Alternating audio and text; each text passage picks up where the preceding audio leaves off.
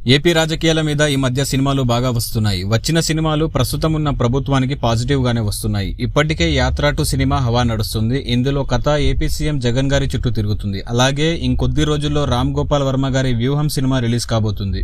ఈ కథ కూడా మెయిన్ గా జగన్ గారి చుట్టే తిరుగుతుంది. నా సినిమాలో జగనే హీరో, జగన్ కు ఫేవర్ గానే సినిమా తీస్తాను, అది నా ఇష్టమని ఆర్జీవి గారు పబ్లిక్ గానే చెప్పేశారు.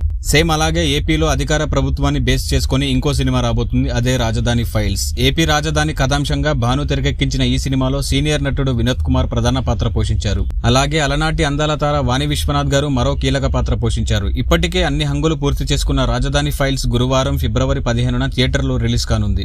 అయితే రాజధాని ఫైల్స్ సినిమాను ఆపాలంటూ వైసీపీ ఏపీ హైకోర్టులో లంచ్ మోషన్ దాఖలు చేసింది. వైసీపీ తరపున ఆ పార్టీ సీనియర్ నేత ఎమ్మెల్సీ లెల్లా అప్పిరెడ్డి గారు పిటిషన్ దాఖలు చేశారు.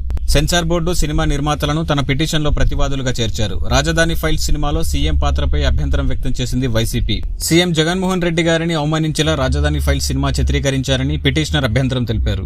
దీనికి స్పందించిన సెన్సార్ బోర్డు సినిమాను 2 సార్లు వీక్షించి తమ అభ్యంతరాలను నిలువరించిన తర్వాతే సినిమాకి సెన్సార్ సర్టిఫికెట్ ఇచ్చామని తెలిపింది. అలాగే సినిమాలో ఎవరిని అవమానించలేదని, అవి కేవలం కల్పిత పాత్రలే అని నిర్మాతల తరపు న్యాయవాదులు వాదించారు. పిటిషన్పై ఇరు పక్షాల వాదనలు విన్న ఏపీ హైకోర్టు తీర్పును రిజర్వ్ చేసింది.